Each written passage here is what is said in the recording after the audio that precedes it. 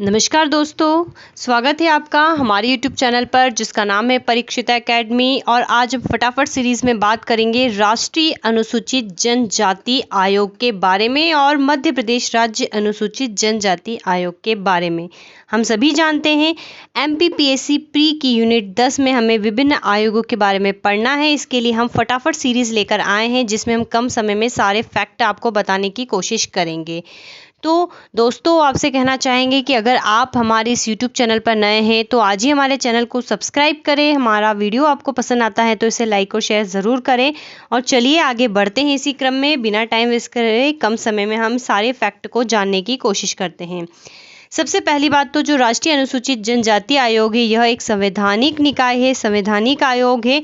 और क्या ये शुरू से ही संवैधानिक था, इसका क्या जो एक प्रारूप रहा है, हम आपको जो इसका पहला वीडियो है हमारा उसमें भी समझा चुके हैं। आपको यहाँ पर स्पेशल और एक बात कहना चाहेंगे कि राष्ट्रीय अनुसूचित जो जाति आयोग हमने पढ़ा है और आज हम जनजाति आयोग पढ़ रहे हैं, इनमें ज़्यादा कुछ अंतर नहीं है, ये लगभग एक ही है। तो इन सब पूरा जो ये पैरा है हम प्रीवियस वीडियो में जो है समझ चुके हैं। एक बार फिर आपको बता देते हैं कि जब भी आप SC/ST से रिलेटेड कोई भी टॉपिक पढ़ेंगे तो आपको पर्टिकुलर जो हमारे भारतीय संविधान है इनके इस आर्टिकल के बारे में पता होना चाहिए।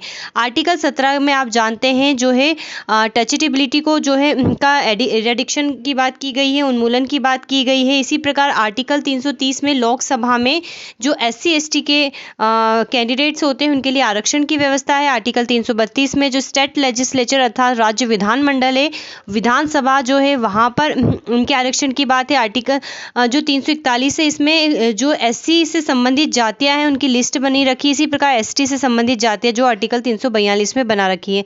अब हम बात करते हैं आर्टिकल 338 के बारे में। तो हमारा जो एक आर्टिकल है काफ़ी इंपॉर्टेंट है। इस आर्टिकल में ये कहा गया है कि जो अनुसूचित जाति एवं जनजाति जो होती है इसके कल्याण के लिए, उत्थान के लिए केंद्र जो है हमारा जो संविधान एक विशेष अधिकारी की नियुक्ति का प्रावधान करता है, ठीक है। और यह जो है अपनी रिपोर्ट किसे प्रस्तुत करेगा, राष्ट्रपति को सौंपेगा। सपना नहीं है, सौंपना है, राष्ट्रपति को सौंपेगा। ये इसमें जो है प्रावधान किया गया है। अधिकारी की नियुक्ति ठीक उसी प्रकार है जिस प्रकार से केग जो हमारा केग है ये भी एक सदस्यीय एक अधिकारी की नियुक्ति का प्रावधान करता है। 1978 में सरकार ने अनुसूचित जाति एवं जनजातियों के लिए गैर संवैधानिक या हम कहें गैर वैधानिक बहुसदस्यीय आयोग की स्थापना की। तथापि अनुसूचित जाति एवं जनजाति आयोग का कार्यालय भी अस्तित्वमान रहा। अर्थात यहाँ पर भी 1978 में जो है गैर वैधानिक, अभी संवैधानिक नहीं है, आयोग की स्थापना भी की गई SC/ST के मुद्दों से संबंधित। और एक अधिकारी की भी नियुक्ति चल रही थी आर्टिकल 338 के तहत। 1987 में क्या हुआ कि आयुक्त जो था आर्टिकल 338 के तहत उसके कार्यों में संशोधन किया था। आयोग का नाम जो है SC/ST आयोग अर्थात राष्ट्रीय अनुसूचित जाति और जनजाति आयोग कर दिया गया। 65वें संविधान संशोधन में एक विशेष अधिकारी के स्थान पर, ये काफ़ी इंपॉर्टेंट अमेंडमेंट एक्ट है, बहुसदस्यीय राष्ट्रीय अनुसूचित जनजाति आयोग की स्थापना की गई जिसे संवैधानिक निकाय बनाया गया। इसी प्रकार 89 अमेंडमेंट एक्ट में जो है राष्ट्रीय आयोग को 2 भागों में विभाजित कर दिया। आर्टिकल 338 जिसके अंतर्गत हमें SC के बारे में पढ़ना है और आर्टिकल 338 है जिसमें हमें ST के बारे में पढ़ना है। जनरली ये जितना भी पैरा हम देख रहे हैं ये सब प्रीवियस वीडियो में हम देख चुके हैं, इसलिए यहाँ पर हम इसको फटाफट ही ले रहे हैं क्योंकि हमारी सीरीज़ जो है फटाफट सीरीज़ है। चलिए, तो ये काफ़ी इंपॉर्टेंट है। इसी प्रकार आर्टिकल हम आगे पढ़ेंगे 338B जिसमें हम OBC के बारे में विस्तार से पढ़ेंगे, ठीक है। तो ये अपने आप में काफ़ी महत्वपूर्ण है। चलिए, अब आ जाते हैं इसके मेन पैरा पर। तो कुछ भी अलग नहीं है, बिल्कुल वैसा ही है जैसे SC कमीशन में हमने पढ़ा था। अब ST कमीशन में हमें एज इट इज़ वो रिपीट करना है। अगर आप एक भी पढ़ लेते हैं तो हमें समझना यहाँ पर मुश्किल नहीं होगा। तो अब गठन की बात करें तो 2004 में इसका गठन हुआ था। मुख्यालय नई दिल्ली में है। जो इसकी संरचना होती है इसमें एक अध्यक्ष, उपाध्यक्ष और 3 सदस्य होते हैं। अध्यक्ष जो होता है इसे राजनीतिक रूप से जो है माहिर होना चाहिए, ST का होना चाहिए, राजनीतिक विशेषज्ञ होना चाहिए, कहना ये चाहिए, और ST का होना चाहिए। तो इनकी जो ये जो अध्यक्ष, उपाध्यक्ष या सदस्य होते हैं इनकी नियुक्ति कौन करता है, तो राष्ट्रपति करता है। कार्यकाल मुख्यतः 3 वर्ष का होता है और अपने पद पर 2 बार नियुक्त हो सकते हैं। हमने प्रीवियस जो आयोग है उसमें देखा है कि कुछ में जो होता है पुनर्नियुक्ति नहीं होती, लेकिन ये जो है अपने पद पर 2 बार नियुक्त हो सकते हैं। अध्यक्ष को कैबिनेट मंत्री का, उपाध्यक्ष को केंद्रीय राज्य मंत्री का दर्जा प्राप्त होता है। इसी तरह सदस्यों को जो है भारत सरकार के सचिव का दर्जा प्राप्त होता है। प्रथम अध्यक्ष जो है इसके कुंवर सिंह टेकाम है, 2004 और 7 के दौरान ये रहे हैं। अर्थात जब 89 अमेंडमेंट एक्ट के तहत, जो कि काफ़ी इम्पॉर्टेंट अमेंडमेंट एक्ट है 2003 में जो हुआ था, इसमें एससी और एसटी को अलग कर दिया गया था।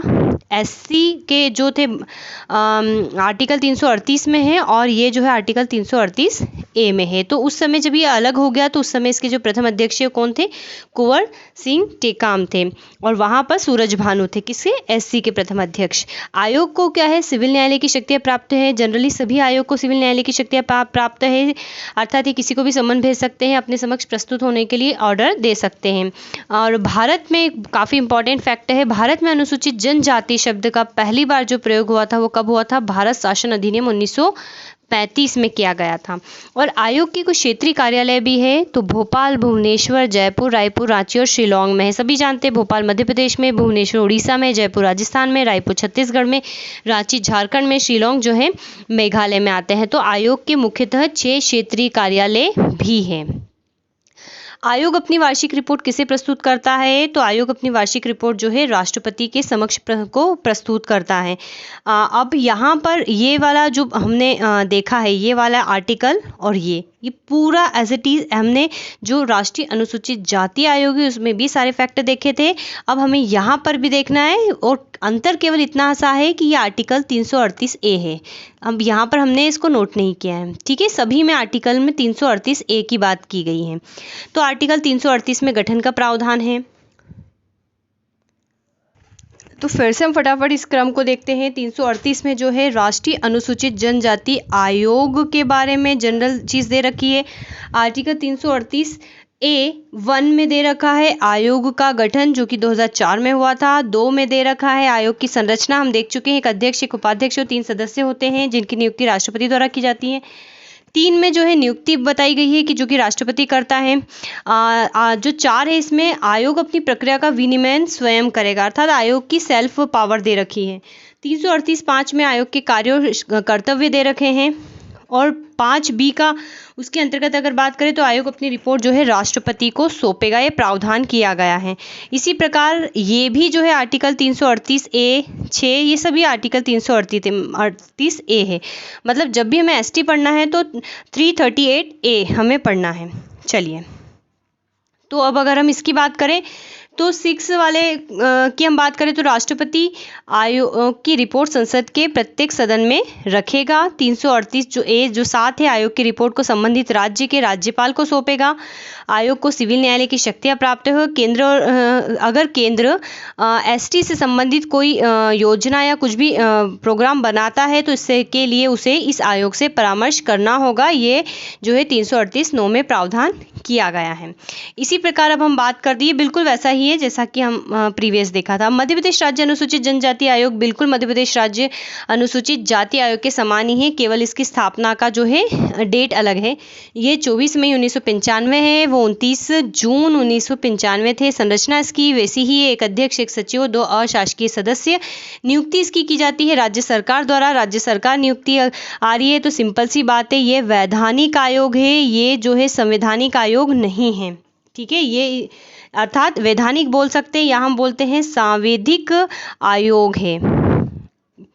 अब इसका नियुक्ति, इनके मेंबर्स की नियुक्ति कौन करता है? तो राज्य सरकार द्वारा की जाती है। कार्यकाल 3 वर्ष का है, और सभी जो भी फॉर्मेलिटीज़ होती है सदस्य की, कर्मचारियों की, सेवा शर्तें, वेतन की, तो उसका निर्धारण कौन करता है? राज्य सरकार करती है, और जो उसके अध्यक्ष है वो है नरेंद्र मरावी। तो ये स्पेशल बात थी ST के बारे में। आई होप आपको मेरा वीडियो पसंद आया होगा और आपके लिए हेल्पफुल साबित होगा। So friends, please subscribe our channel, like, share and comments. Have a nice day and thanks for watching.